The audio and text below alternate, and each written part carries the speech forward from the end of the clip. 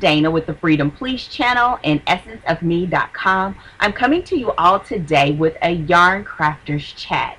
In today's Yarncrafters chat, I have a little bit of a haul, and not only I don't have any yarn, but it's a small haul. It includes crafting items as well as just some normal household things that I thought would be great to show you all. I also have a couple of books in that haul that I can't wait to share with you. And today's topic, I'm trying to think if there's anything else. I don't think there's anything else in that haul. But in today's topic, I want to talk a little bit about when winging it goes wrong.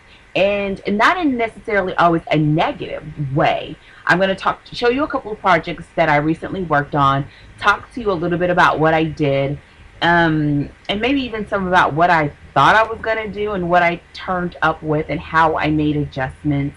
As always, I will open it up for any questions that you have specifically about the projects, since this is not a tutorial or anything of that nature, but I think it will be helpful for anybody that loves to either knit or crochet on the go. And with that said, I am going to actually talk about both crocheting and knitting, because the two projects that I will share with you today are some designs of my own. So with that said, if you are interested in hearing more about when winging it goes wrong, or when crocheting or knitting on the go goes wrong, stick around. If not, I look forward to talking with you all hopefully sooner than later. And I will see everyone else that's going to hang around on the other side of the introduction. So this will be a great time to grab your projects, grab your coffee, your tea, and let's get it in. See you on the other side of the introduction. See you in a bit.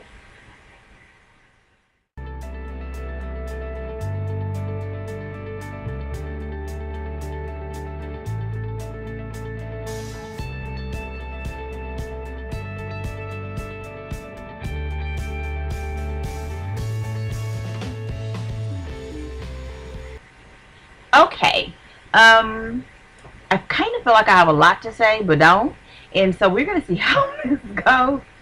Usually what happens is I have in my mind what I want to talk about, and then everything else between the beginning and the end just kind of happens.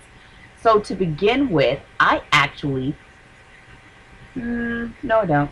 I don't have a project that I'm working on right now, even though I'm working on something to show you. And here's why. If you have seen my most recent Cast Off Thursday video, you would have seen the projects that I just finished up and that I'm going to show you later on in this video. You will also have seen this swatch. And so if you have not seen the video, I will include it in the description box. And so what I am actually working on is the result of this swatch. Now, I think I showed you all before, but I actually have the book to show you now. As a part of my 2014 goals, I told you all that I wanted to attack some more aggressive projects, and one of those projects comes from this book, which is Knit Swirl.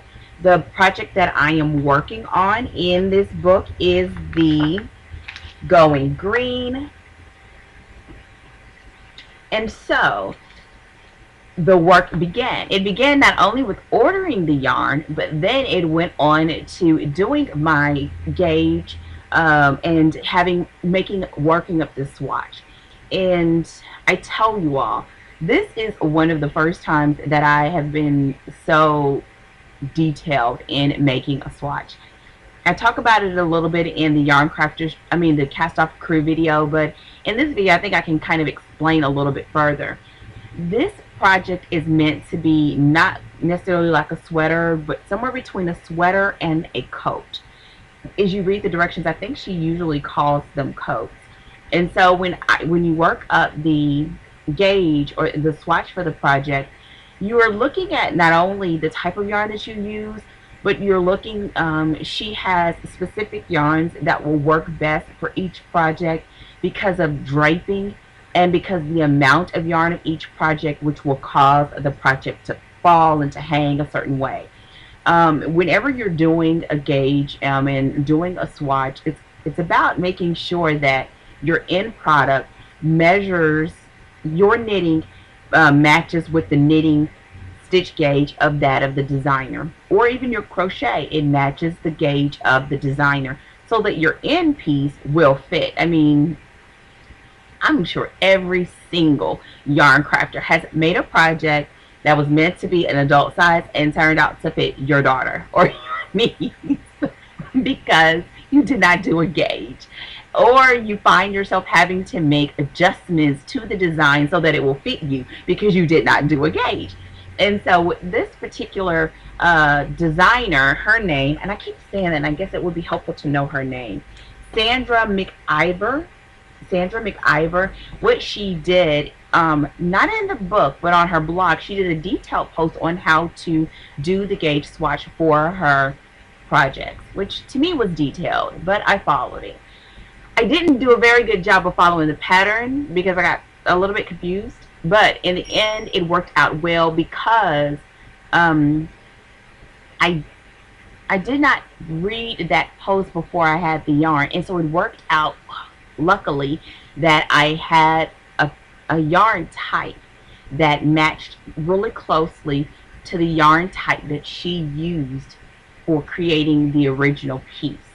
And that was important because the elasticity of the yarn and its ability to adapt to the welts of the project, as well as the draping needed for the project to closely resemble that of the book. So my partner and I, crafting partner and I, did a good job of selecting the yarn.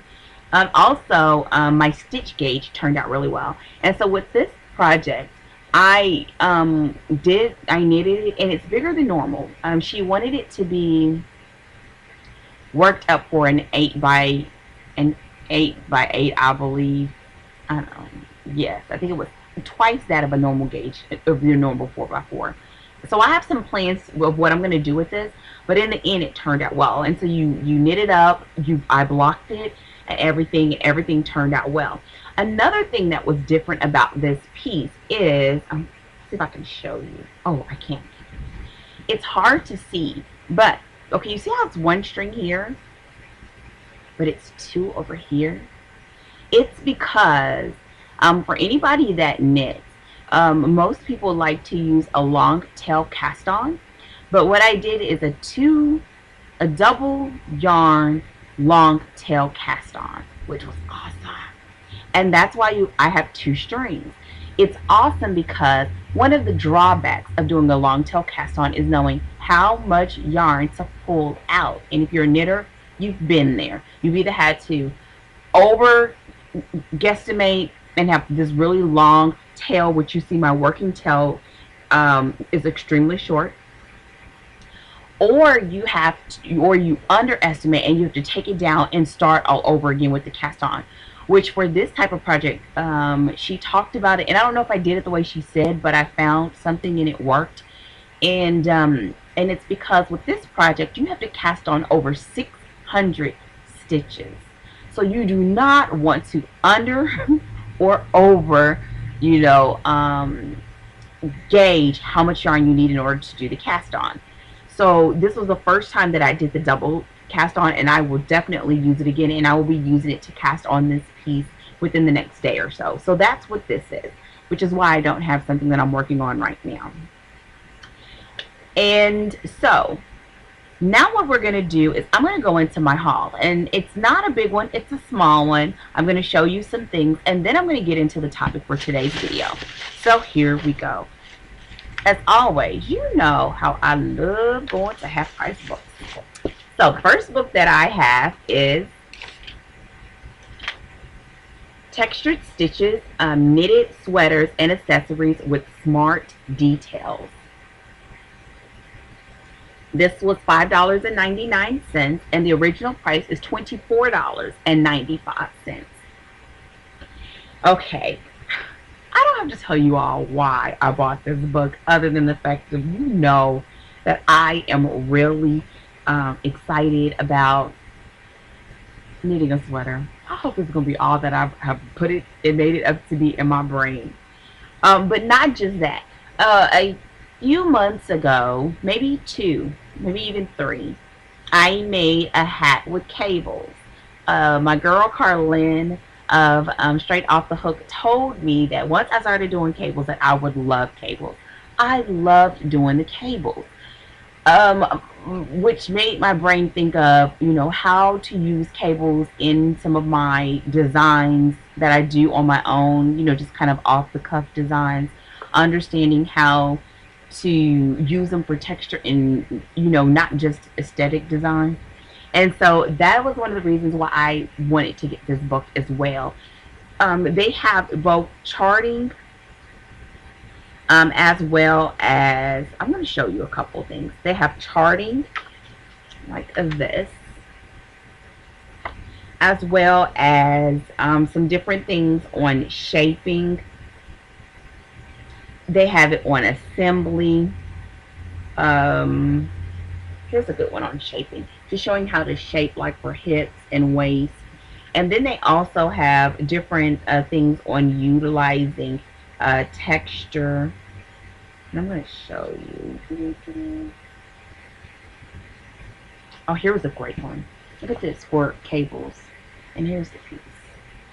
This piece is so neat. So neat. And in the end, oh, here's another one with the cables. And it's not all cables, which I like.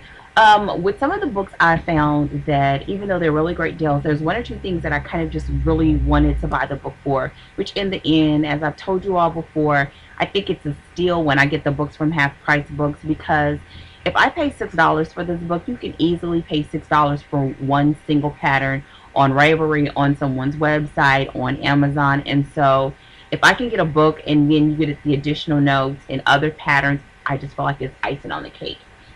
Here's some more detail on the back. And so this is the book one that I got. Another one of my presumptuous projects is socks.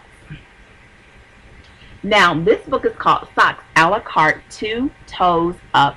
Pick and choose patterns to knit socks your way. Now on here, I'm sure she has a YouTube channel. Her name is Sarah, and she has I don't know if it's a personal challenge or a group challenge of knitting, I believe it's 24 pairs of socks in 2014. I'm not gonna go for 24. If I could get one pair of socks that I love done, or one pair of wearable socks in 2014, I will be extremely happy. I've tried socks before, in a sense of I did try crochet socks, which by the time I got to, I didn't like it. And then I realized that I was trying to use what I had, and then I needed to slowly get some of the things that I needed to in order to try to have the best possible outcome. So I've slowly started accumulating the things that I think I need in order to give socks a good hearty effort. Another thing about socks is I love socks, and so I mean, not just love them because you wear them, but like fuzzy socks and graphic socks, and I wear them all the time because my feet are always cold. So I would love to be able to just wear around the house or wear socks that I made. Hence, I bought some other ones, but this one is great, and I'm going to tell you why this one is great. Okay, the price was $7.99. The normal price was $22.99. But let me show you why this a la carte is so awesome. I'm going to open it. Oh, on top of the fact that it is one of my favorite types of books, spiral bound, hard back. But try to get to them. Oh, the pictures are awesome. Let me show you the pictures.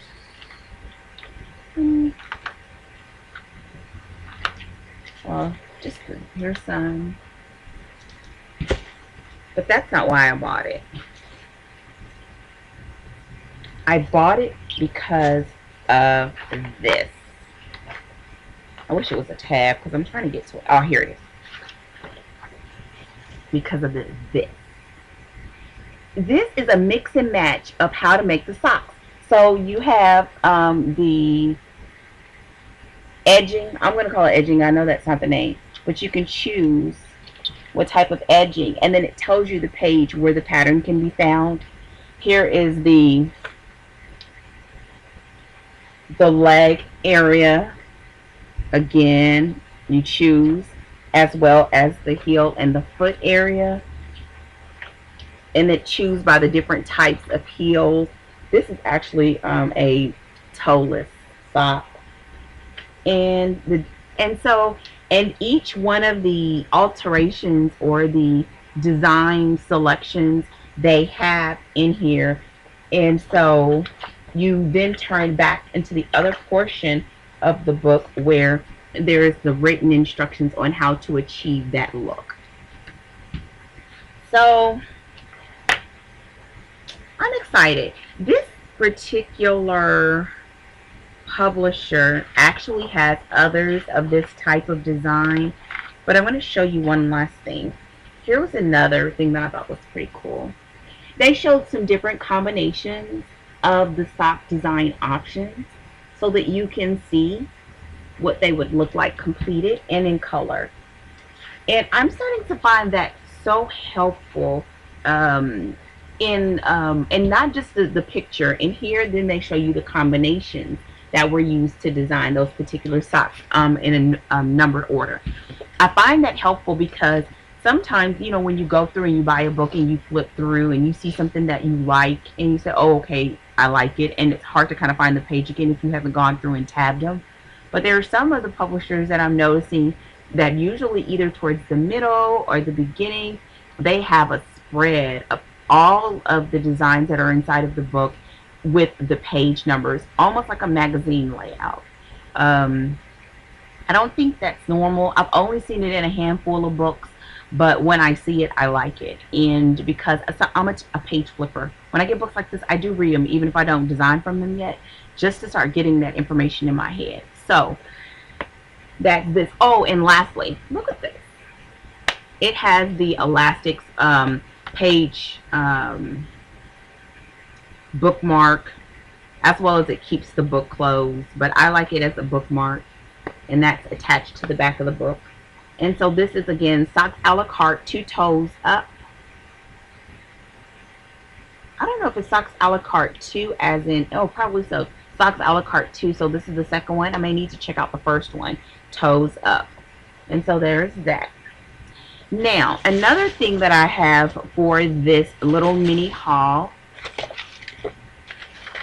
actually, it's something that is, I'm going to show you all the crafting stuff first. I have these little, I'm going to call them dingle hoppers. No, they're actually charms. I'm going to come close. These are charms. They were on sale at Michael's for less than $2. This one, yeah, they were less than $2, and I was able to, no, I don't think I was able to use a coupon. I think they were both under $2. These are charms to go on bracelets and different things like that, but I actually use these for stitch holders. I'm going to come a little closer.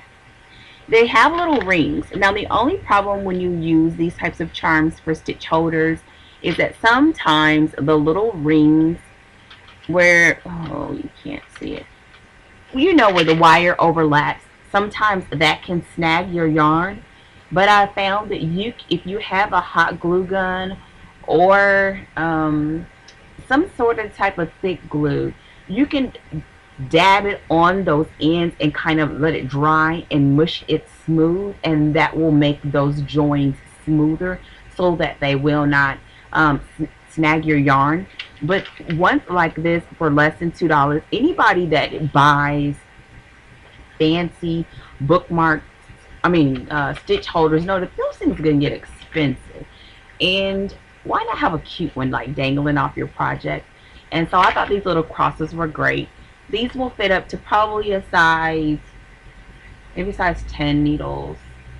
Maybe even bigger. I don't know. And then these are the same. Now these I actually would have to use when I'm doing smaller ones. So probably when I'm working on my socks or something like that. As you see here, because it's smaller. Now this particular one, this style, I don't have to worry about it snagging the yarn much at all. And maybe it's because the wire on these are a tad bit thicker. But for the most part, for both of these, I paid $5 or less than $5. And I have now, what's this, 11 nice stitch holders.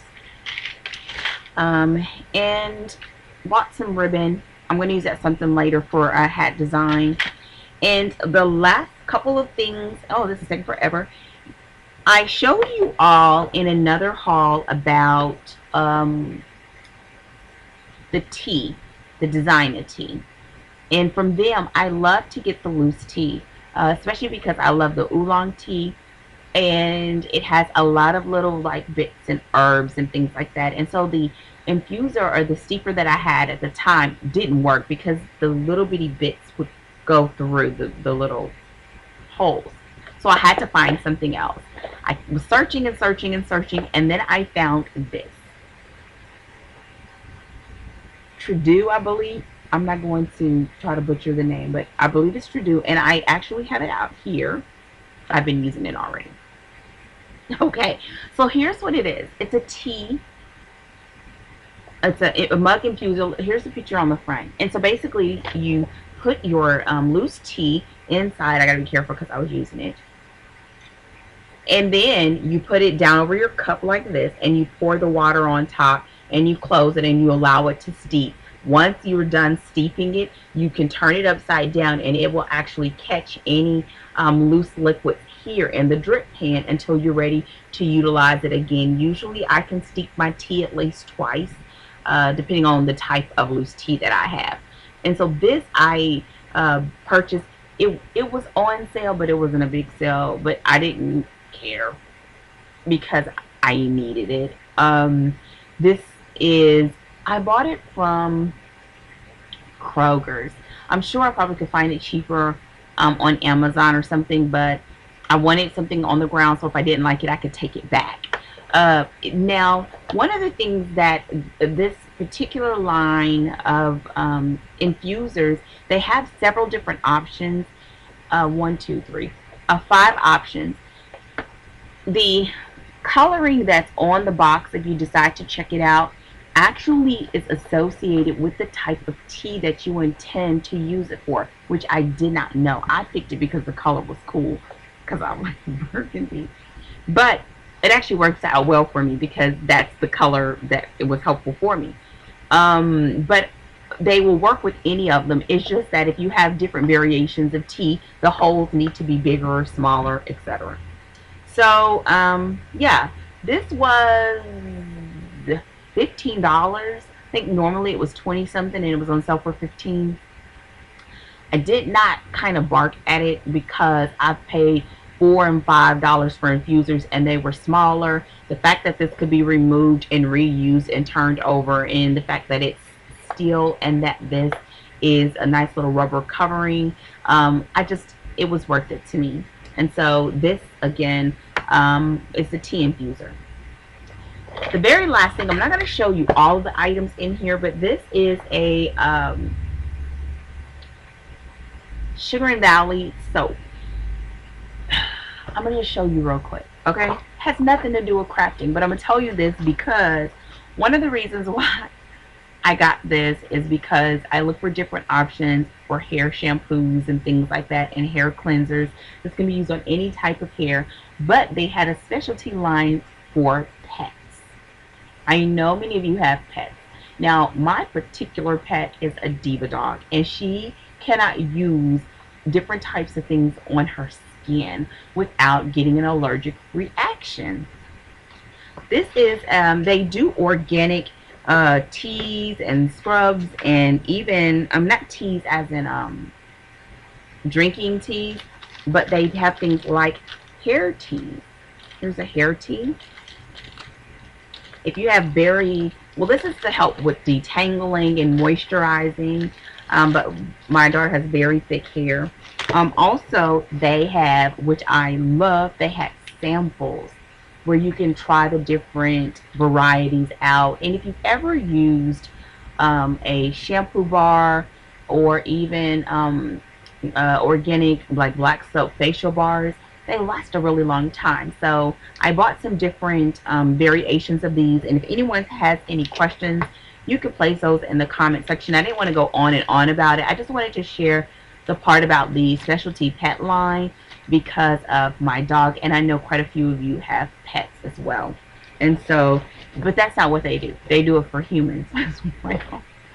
And so I just got several of the samples, a marshmallow root, a coconut milk shampoo bar, and also,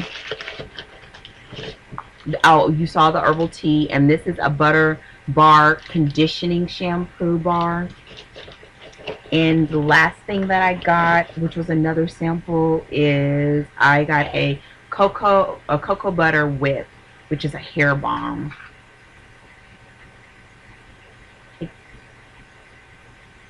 It just smells like an not cocoa butter, but like a organic, not an organic, like a raw. That's what I want to say, a raw cocoa butter. And so that's what I got as well.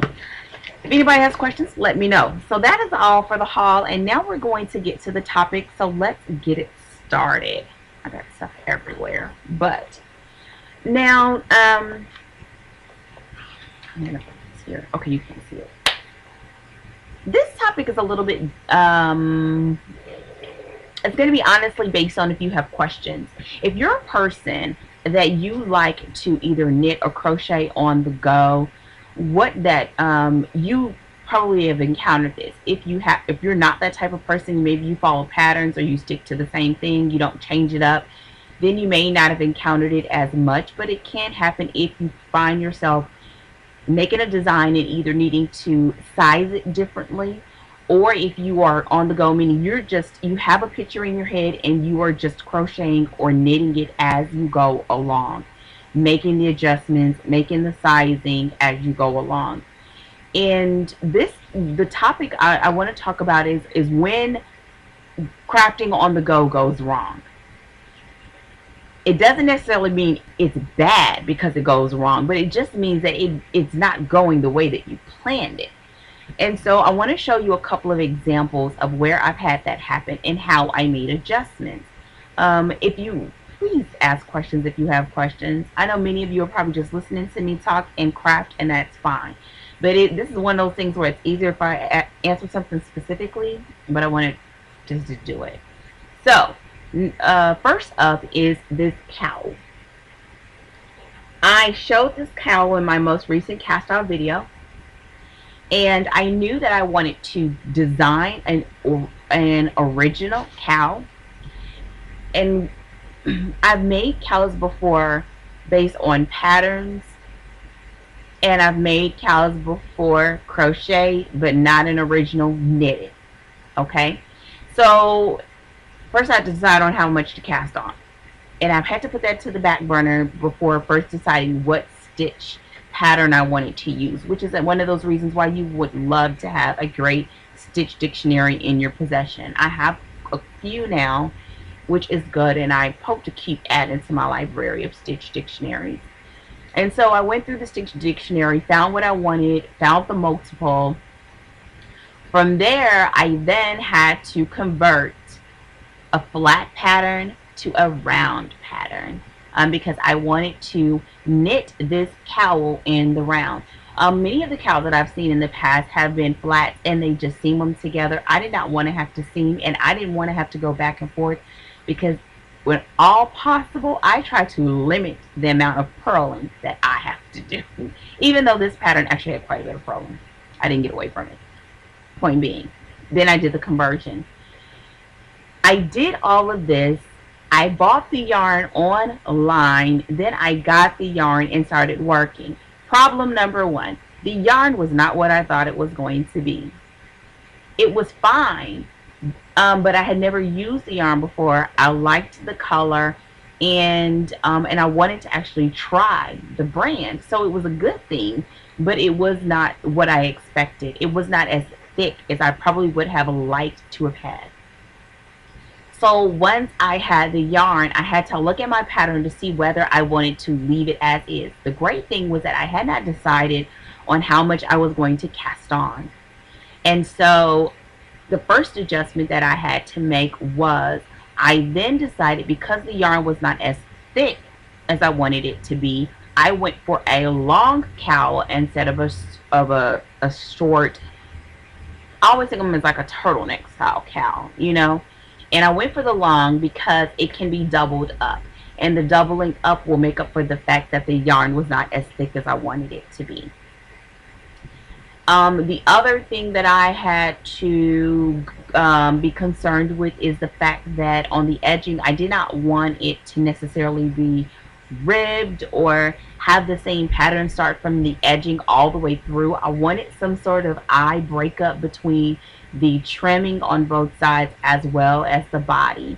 And so that was something else that I had to play with to go against the yarn because it was a little bit finer than I expected. I got a worsted weight, but I probably should have gone with a heavy worsted or a bulky. But in the end, I worked with what I had, and I think the pattern turned out beautifully. I also think because it was a thinner yarn, it worked well with my stitch pattern, so I did not have to change my pattern once I got the yarn. And so this is one of those times that in retrospect I would have done a gauge. I had to think about that. Would I don't know. I don't think I would have. I don't know. No, I wouldn't have. This was something that I needed to get done under the gun. This is for somebody. It's actually going to get shipped out in the next day or so. And so I had to get it done. So that meant making those adjustments as I went along. If you find yourself in that type of situation, what are some other things that you can do? Of course, you can always not use a yarn. Use something that you already have. Go to a yarn shop. Go to your local yarn shop. Go to a box location and find a different yarn. I didn't want to do that, but that is something that you can do. If you find that you want to just work with what you have, I would then say, let that be an opportunity for you to test something that you already wanted to do. For me, my testing was in working with the 100%. It was a wool yarn. I wish I could still remember what it's called. It was a new brand that I was trying from. I keep trying to think of it and I can't think of it at all. But the point is, I just took it as a learning lesson. And so with this, it worked. What are some other things that I could have done in order to make adjustments, which is what I want to talk about? I could have, you can add a different trim and a different color. I could have taken, and instead of using a single skein of yarn, I could have doubled the yarn up and did two, and so did the short look with two strings of yarn at a time. That would have bulked it up some more. You could have lined it. You can line your cowl so that it will have some more of weight to it and a little more warmth to it, and line it with a fabric. A fabric. Right now, fabric has been really on sale because I guess the season. I don't know why, but I could have lined it. In the end, since I went with the longer look, it meant that I was able to have the fullness, have the thickness without having to make too many adjustments to the design as well as the look. Another thing that what made it very nerve-wracking was because of making those adjustments, I did not know if I was going to have enough yarn.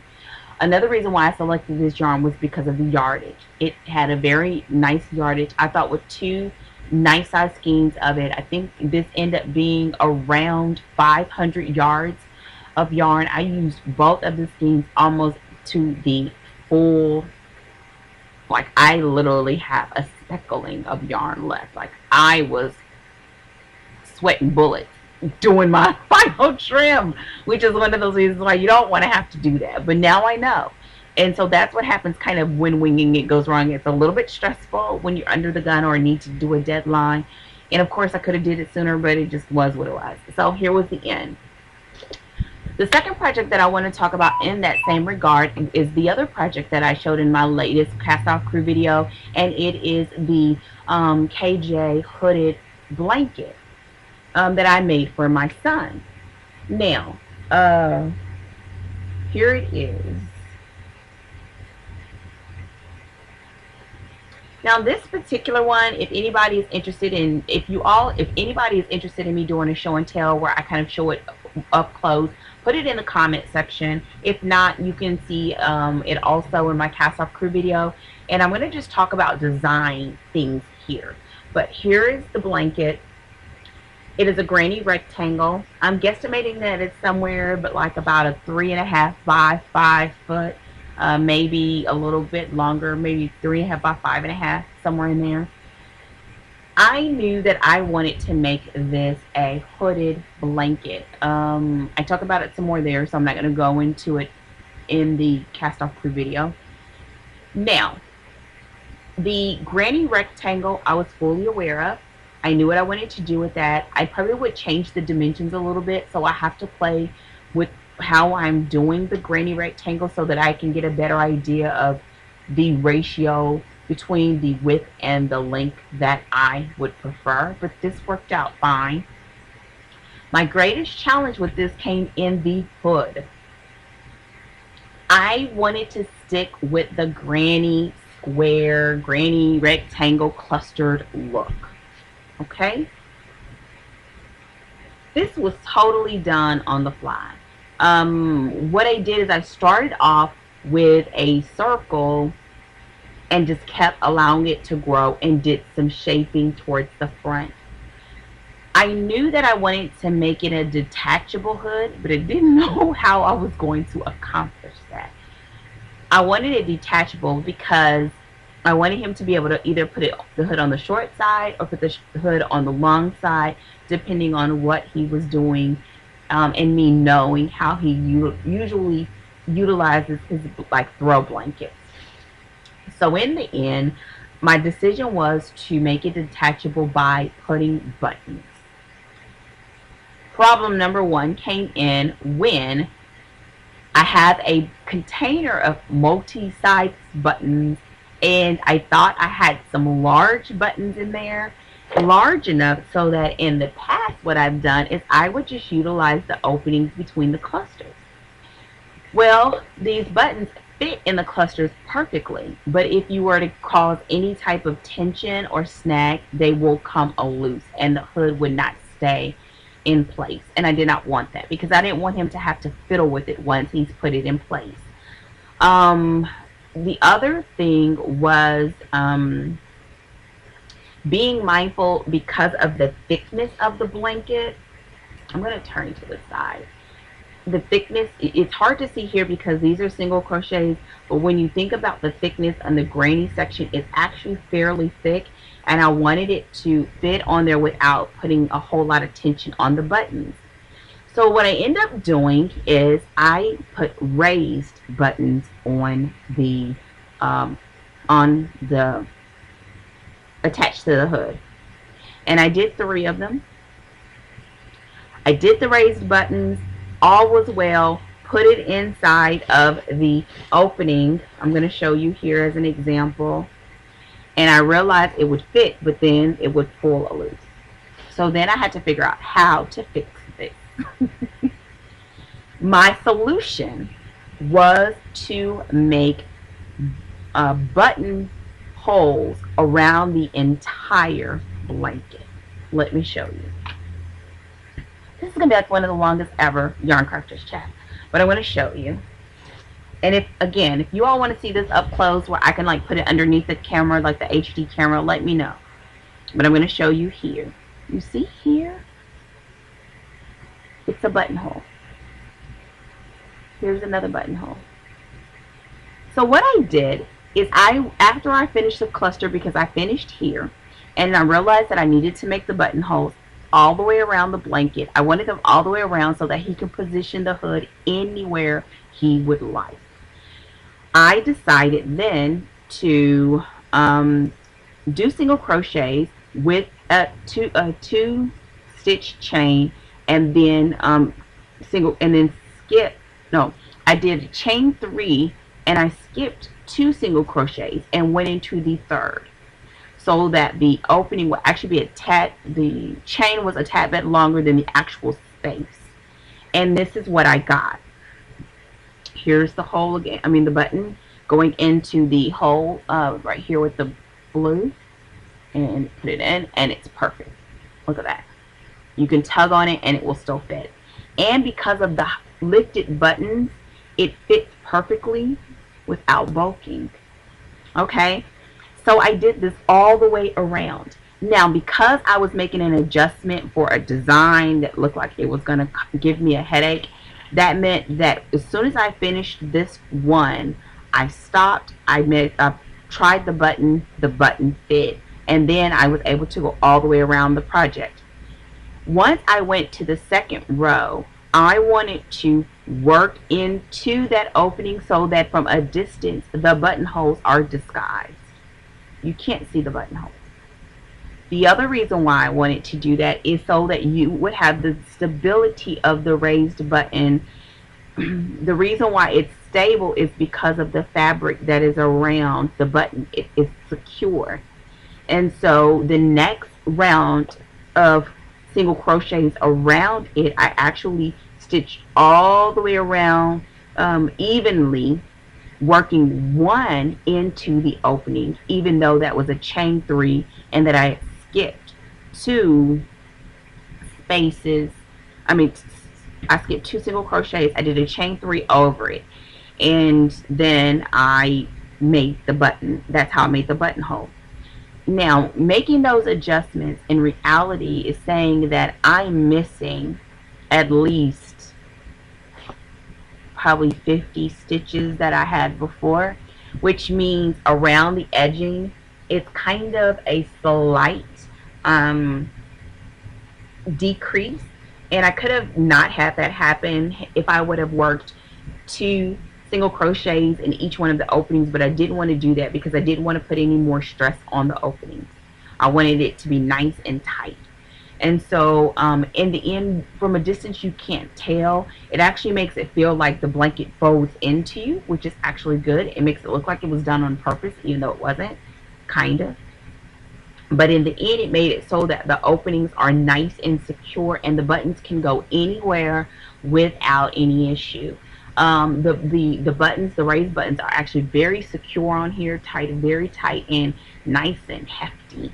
And I just used yarn to do them. And so in this design, there were so many different things that could have gone wrong. How could I have changed that? I could have decided not to go with the detachable hood, and I could have done the hood and then actually attached it onto the blanket and totally sidestepped the whole button issue. I could have not utilized the buttons that I had and just went to the store with my blanket and tested patterns to find ones that would have fit. One of the reasons why I didn't do that is because the buttons that I had, I think they were actually a perfect size, because the way that the hood drapes, you really can't see the buttons, even though they're big. This is a boy here. You need some stable, strong, sturdy, you know how boys are. And so I didn't want them huge, but I didn't want little bitty buttons.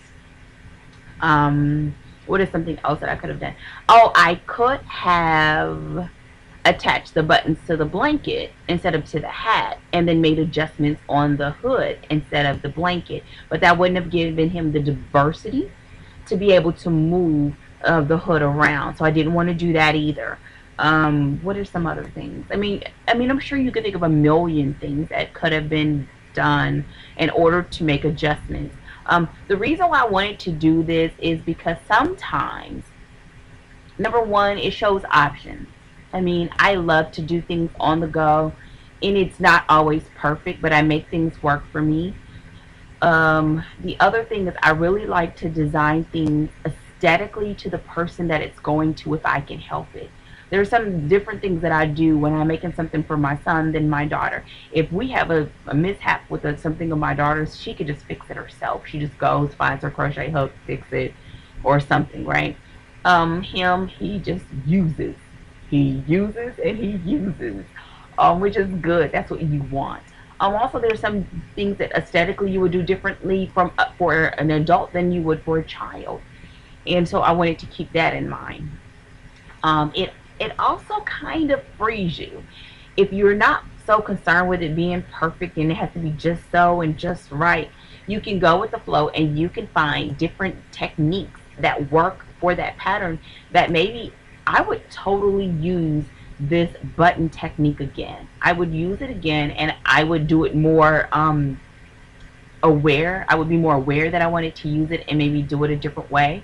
But for the most part, the aesthetics and the methods that I used, I would use them the exact same way. The base may be different, the blanket may be different, the design may be different, but what I did with this hood could be done on anything. It could be done on a sweater, a jacket, a blanket, a lapgan, a shawl, a cowl, and it would still work. And so if you decide to do that, link to my video now. So that's what I wanted to share. If you have any questions, comments, concerns, put them in the box. If you ever find yourself stuck, you know, that would be a great time to be a part of a Facebook fan page where you can throw a question out. You can be a part of a group on Ravelry. You can come back to a video like this and maybe ask me the question. If I don't know, I'll tell you. If I can think of something, I'd let you know too. But that's how you can become a better crafter. That's how you can enjoy what you do. Who wants to spend hours that I spent on making this blanket and then not want to give it to the person because I didn't do something just right, or I needed to make a design change at the last minute? And so it allows you to have freedom, creative freedom, design freedom, and it also allows that person to know that it really was made just for them. So that is it for Yarncrafter's Chat today. If you have any comments, questions, or concerns, as always, put them in the comment section.